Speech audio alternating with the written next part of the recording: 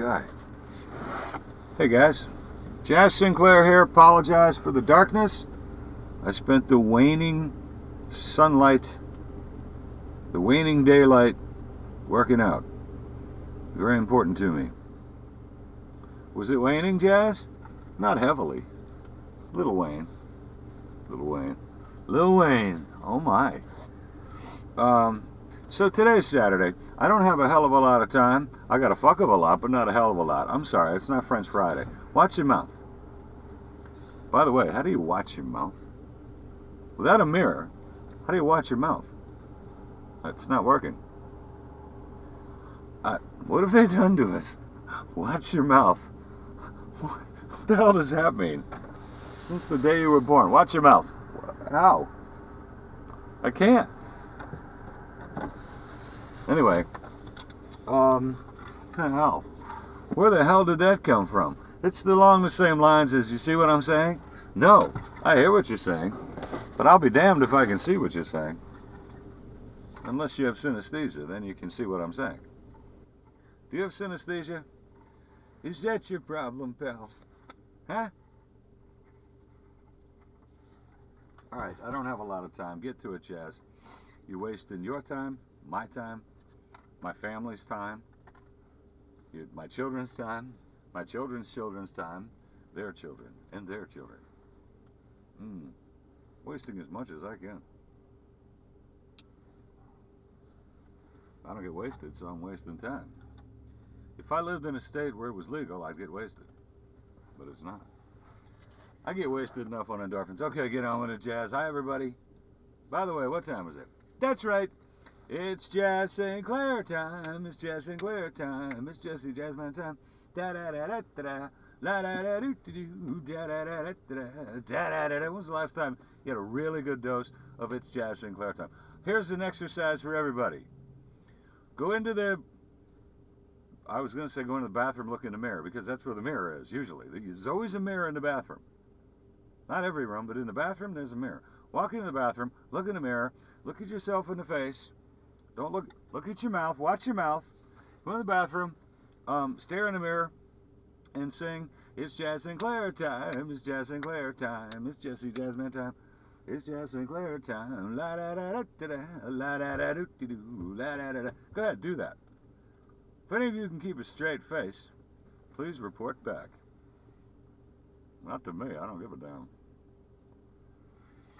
damn. So I was watching a couple of comments. I was watching some vids last night, and a couple of very intriguing comments. Before I had to split town, I saw them, and I got ruminating about them. Gathering wool on these topics.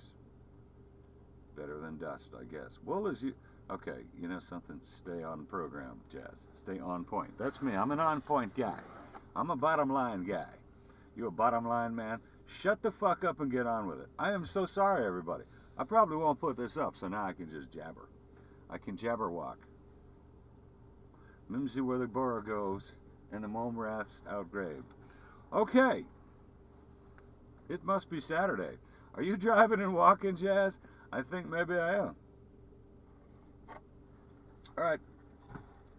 So, I got talking to Conspiracy Mystic the other day, and she planted a seed in my head, and then forgot to water it, no sunshine, and this is what you get. She was talking about how, she made the point, I think she said it in one of her videos. Is that it? Had to be it. What the hell is life anyway? Okay, now, I told a story last week about what I encountered, a gentleman on a motorcycle, and I can't really be sure he was a gentleman, you know what I mean? He was kind of dead.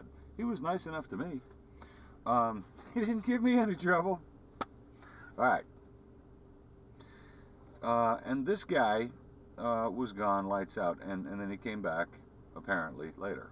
And, well, yes, he did. It wasn't apparently. So, Conspiracy Mystic asked, she didn't act, she asked a very simple question that I, in all my time here in this realm, never considered. Never thought about it. Why would I think about it? If your body is technically alive, right? And they pronounce you dead, what is the difference between a body that just died, you know, 5 seconds ago you died,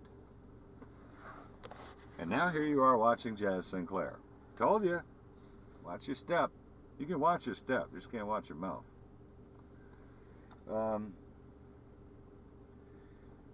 Five seconds ago you died. Your body, every cell in your body is still alive.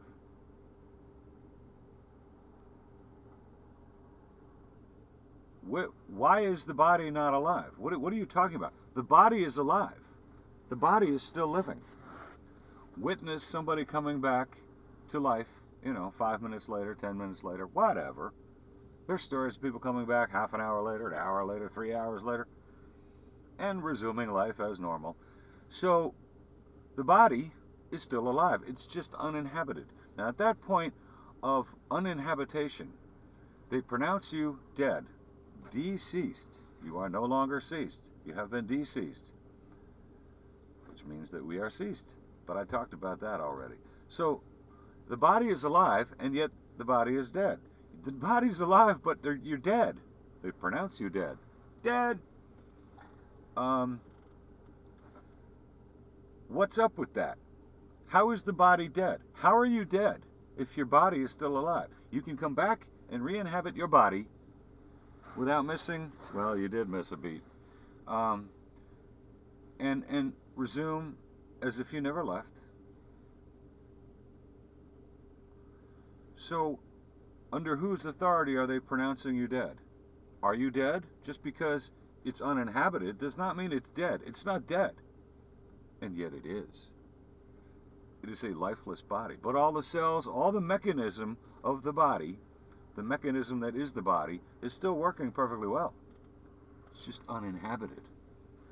So it is habitation that brings life to a body, and only habitation that brings life to a body. Does anybody understand what I'm saying here?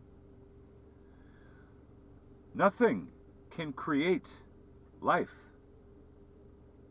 They can recreate, they can replicate, they can do all these fucked up copying type things, but they cannot create life. There is a living being, there's a living body on the table, and they can't do anything about it. When the spirit leaves, that's it, game over, until the spirit comes back, or a spirit. An uninhabited body dies.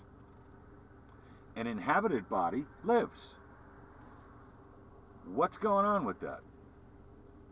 And Evie, when you said that, it did blow my mind, because I had never focused on that before. Sure, I knew that, everybody knows that, but it never really dawns on you, like the shape of the earth. It just never dawns on you until it dawns on you. And like, wait a minute, this vessel is alive, but it's uninhabited, therefore it's dead. We are light, period. We are beings of light, and it is our light that lights up. It is our light that powers this vessel. Look at every single thing in this artificial construct. Turn on your light. It's a surge of electricity that makes it happen. Turn on a computer. It's dead until a surge of electricity comes in and fires up the CPU. This car is dead until a surge of electricity runs through the spark plugs. I'm not a mechanic, maybe that's not how it works.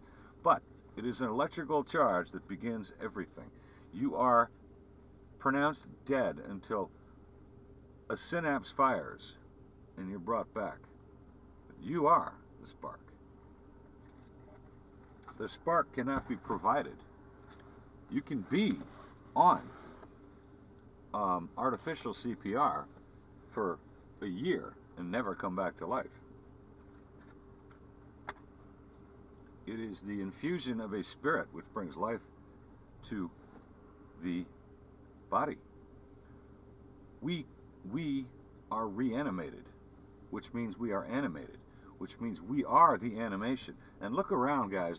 What have they been doing since they could first make film and put things on films? They've been putting out animations. They're telling us all over the place. Animations, animations. Now here's another thing that drives me absolutely batshit crazy. I've talked about the complete horror show, which is the Catholic Church, and not only the fact that it's the world's greatest surveillance system, and the fact that you must demean yourself in front of a dumbass. You know, I don't care if all you Catholics hate me. I really don't care. In front of a dumbass dude who's never had sex in his life, doesn't know a goddamn thing about women. You have to confess. You have to tell every little dirty secret you know to him in a dark room, and so do your children and everyone in your family. Why? So that they may gather intelligence. It's been going on for centuries. Here's my problem with that, and I've mentioned it before, but never in this context, because it occurred to me that they must tell us what they are doing, and by they I mean the evil fuckers who run this place. Pardon my French, everybody. It's not French Friday, but damn it, it's not damn it Thursday either. It's Saturday. And today is 44 weeks of the Jazz Man. Today's my coming out of the closet birthday, so I'll say what I want.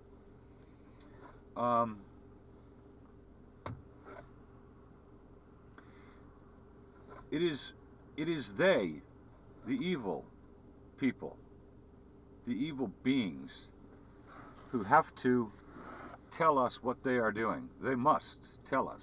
This is true in demonology, the study of demonology. It is absolutely known that they must tell you their plans. They must ask your permission. They must tell you. You have to sign the dotted line, and then they will do it.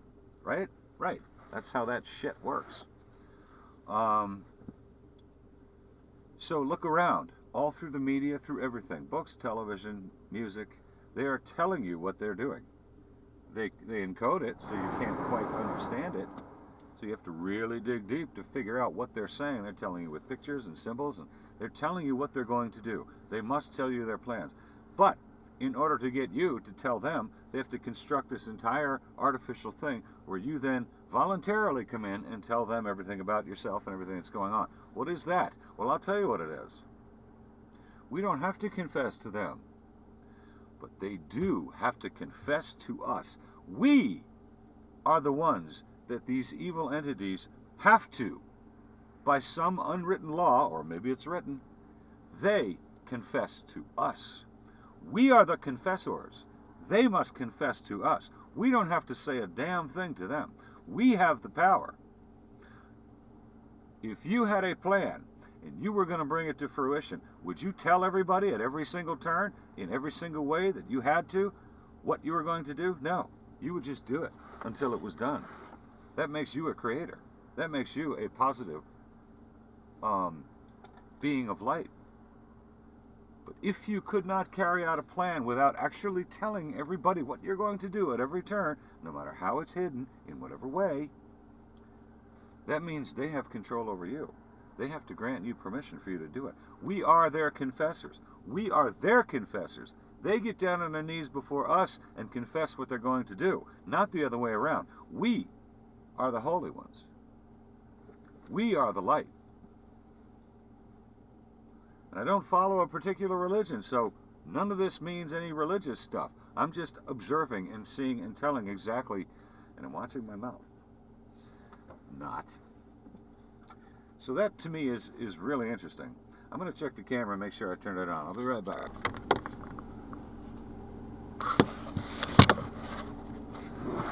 Okay guys, how you doing? Good. Well, that's good. Glad to hear. For those of you who said not too well, I'm sorry. ISS, wait, let me polish it for you. Hang on. There we go. Glow from the Jazzman's Halo. What's going on, people? People. Happy Saturday. Thank you, Kelly Wanderlust. Today you went to Satanic Arby's. Slight departure for you, eh? What are you, Canadian, eh? Hmm. Hey, Twindians. Walk like a Twindian, walk to the North Pole. So they split you guys up on the job site? You're no longer the power of two? This is crazy. They took two absolutely wonderful identical twins who worked the same shift together and created all kinds of magic, and they split them up.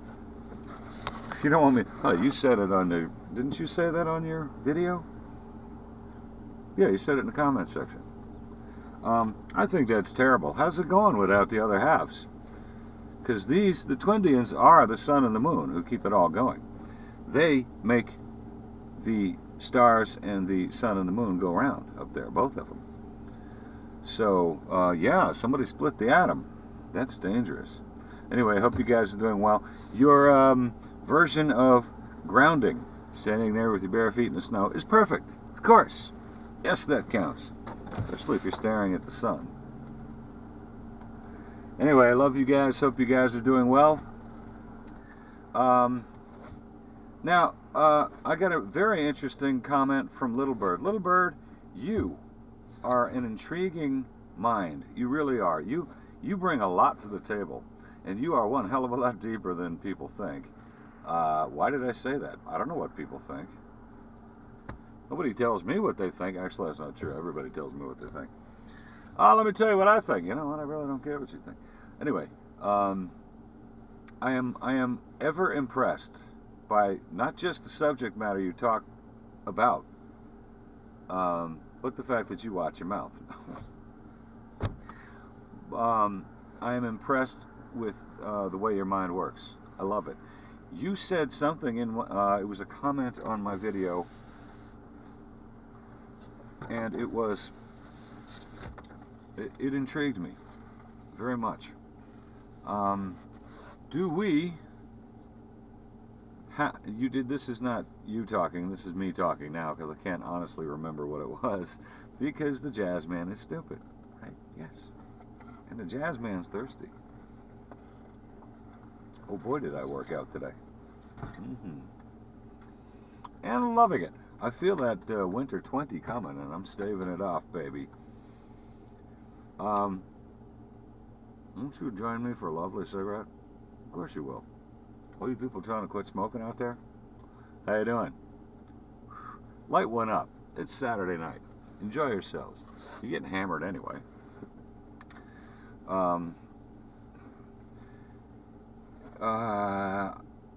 The fact that we spend... I know what it was. She said it must be more than just the physical exertion, the physicality of it that brings the body back to life, and why, you know, when I was doing CPR on this guy, and why does it take so much energy? Because you are physically fit, and this is true, and it's either one of two things, Little Bird. It's either that it really is an emotional moment, and so, you know, when you are emotionally exhausted, when you burn yourself emotionally like that, with all the adrenaline that goes with it, you get very tired very quickly. That is one explanation, but it may not be the explanation. Your question stands. Why does it take so much energy? Am I using energy here to bring it back to life, it being the uninhabited body? And that's a really good question. The question is, in my mind, the mechanics of doing CPR on someone. You are fully focused on that person. Your body is doing its thing to its body, but does that really mean anything? Is that just something to do while your spirit is busy desperately trying to bring life back to this being? And then, lo and behold, you know, it either comes back or it doesn't. But if and when it does come back, did it have anything to do with the CPR, or did we resurrect that person? Did we call the spirit back with our prayer, if you will, and even if you won't, of please come back, please come back, please, live, live, live. Because in the moment, you're not thinking about, yes, your body is busy doing the mechanical CPR thing, but your entire spirit is busy going, live, damn it, live, live, live. Life, live, live, life, breathe, breathe, life, live. That is what you're blaring out of your speaker system, That's what you are communicating through the ether. Live, damn it, live, live, live. And the person may well come back to life. Now, what is it that did that? Is it the mechanics of doing it? Or is it the fact that we can bring life? We can reanimate an uninhabited body by calling the spirit back. Just as Little Bird called her child, which was, damn it, that was beautiful. I'm actually going to leave a link to that one. Oh, did I? It doesn't matter. I'm going to leave a link again, called Lights On, where Little Bird called her as yet unborn child to her. And that leads to an entirely different line of thinking, and one that is well worth going down. That line is worth looking at.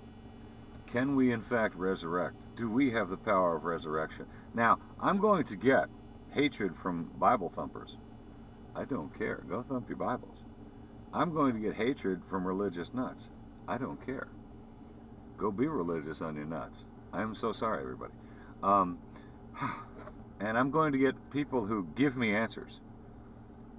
Okay, here is the correct answer. Okay, there are three tries here. One, that's the dumbest fucking thing you've ever said. Oh my God, you're so stupid for asking that question. You must be a fucking moron. That's number one.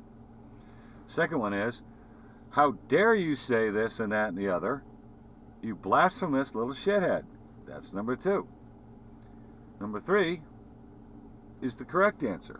The correct answer is, I don't know. That is the correct answer. You win. Those of you who said, I don't know, you win. The correct answer is always, I don't know, unless you know. But if you know, don't give me someone else's information, give me yours. Because some of us are out there really, really, really delving deep and trying to get to the answers of these, trying to get some solutions anyway. Some avenues to go down that will in fact bring about a positive, positive is the word, a viable solution to these questions that really do need to be asked. We've all spent our lives not asking these questions. Or, worse, having others tell us the answers to these questions. Bullshit. I have not asked one question that's been answered in any way by anybody to my satisfaction. That is to say,